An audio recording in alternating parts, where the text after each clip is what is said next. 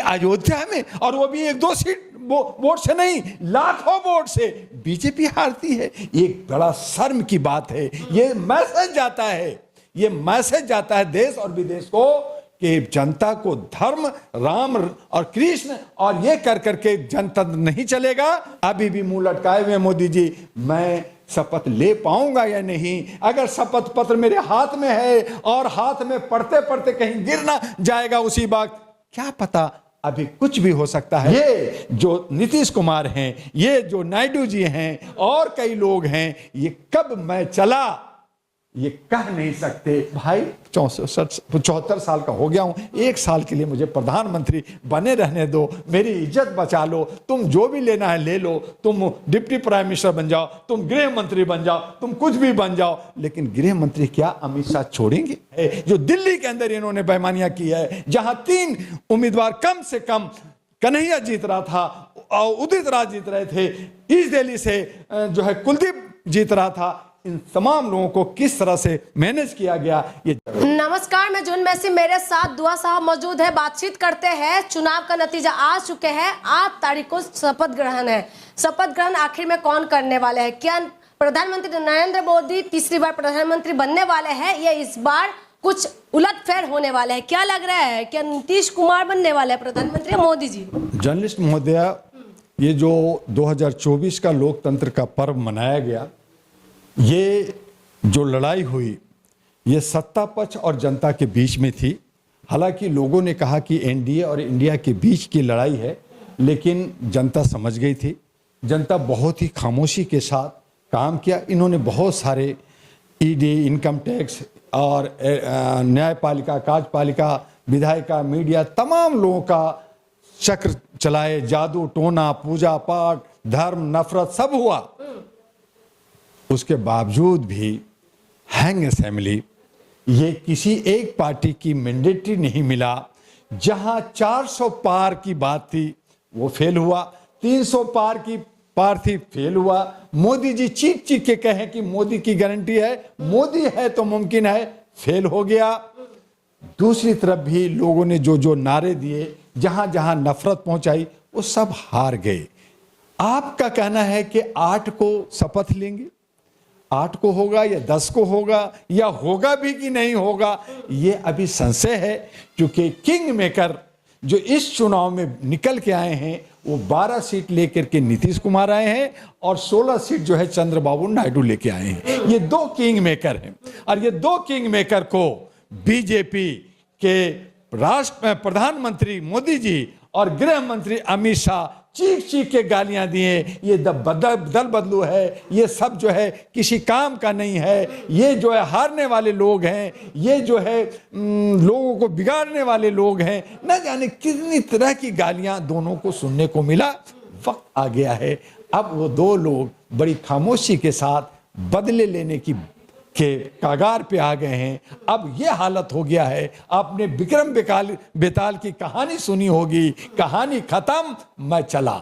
तो अब ये आ रहे भी और कब उड़ जाएंगे कह नहीं सकते। तो इस तरह की जो हालात बनी है, ऐसी सूरत में 8 को अगर शपथ मोदी जी ले भी लेते हैं, ठीक है, 240 लाए हैं, दौड़ तोड़ कर करके 272 बना भी लें, लेकिन वहां भी सुगबुगाहट है, वहां भी नितिन गडकरी और दूसरे क्या खेमे में एक बौखलाहट हो गई है कि वहां से टूट सकते हैं। वहां से टूटेंगे तो इंडिया गठबंधन में आएंगे। अगर ये नीतीश कुमार और नायडू साहब इंडिया गठबंधन में, अगर नीतीश कुमार और नायडू जी को प्रधानमंत्री और डिप्टी प्राइम मिनिस्टर बना दिया जाए तो इधर आ जाएंगे, तो फिर इंडिया गठबंधन की सरकार बनेगी। तो किसी की स्थिर सरकार नहीं बनने वाली है। ये लड़ेंगे। जो इनके पे अहम था, एक ईगो था, एक हेकड़ी था कि मैं सब कुछ हूं, तो अब जो है पहाड़ ऊंट के नीचे आ गया है। अच्छा, आगे पहाड़ ऊंट के नीचे, पहाड़ ऊंट के नीचे पहाड़ नहीं आया है,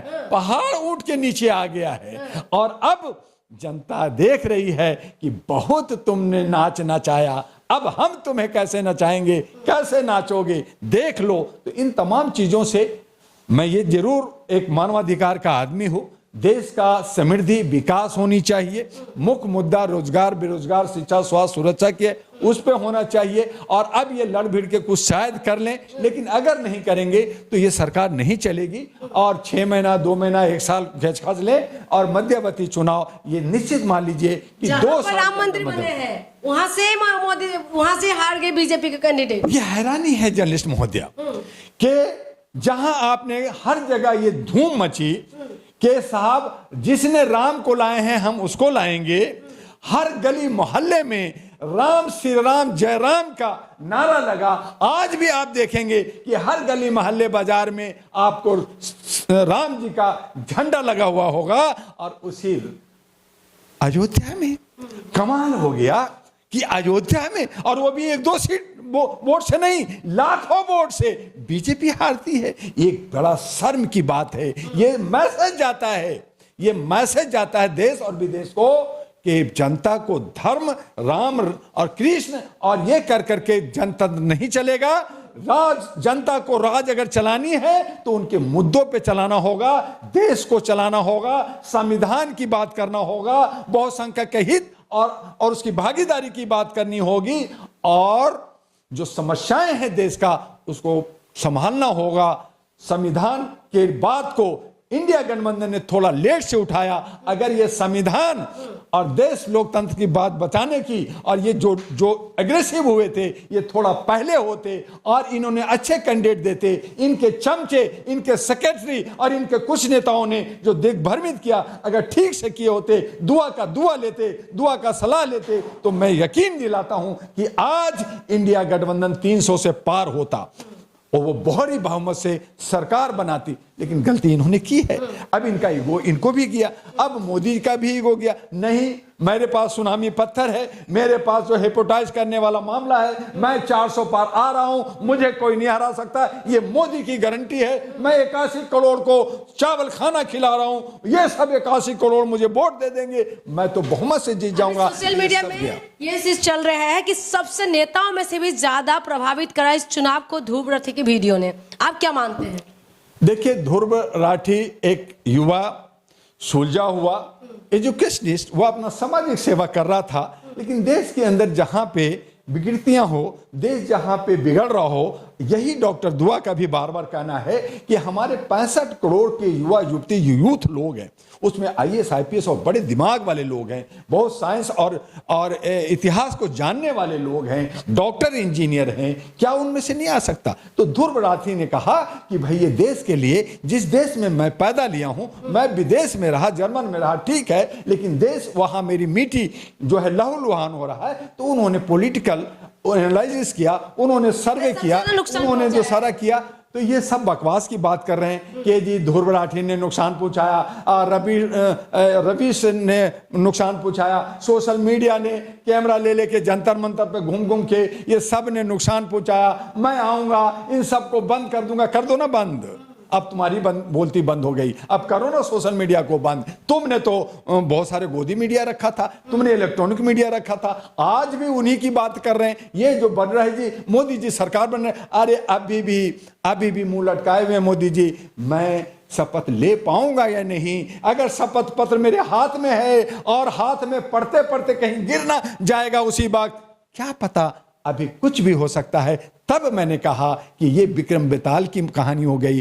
कभी भी बेताल कहेगा मैं चला।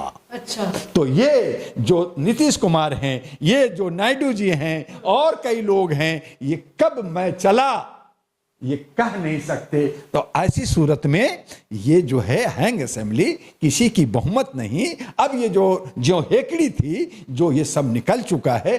हाँ, मैं मानता हूं कि 240 है, सबको मिलाएंगे, एक डर पैदा है, सबको लॉलीपॉप है, सब लोग पदे मांग रहे हैं। अगर ये बंटवारा हुआ तो हो सकता महीना, 2 महीना, 3 महीना के लिए मोदी जी प्रधानमंत्री कुछ भी कुल मिला, मोदी जी ये सबको समझा भी रहे हैं, भाई 74 साल का हो गया हूं, 1 साल के लिए मुझे प्रधानमंत्री बने रहने दो, मेरी इज्जत बचा लो, तुम जो भी लेना है ले लो, तुम डिप्टी प्राइम मिनिस्टर बन जाओ, तुम गृह मंत्री बन जाओ, तुम कुछ भी बन जाओ। लेकिन गृह मंत्री क्या अमित शाह छोड़ेंगे?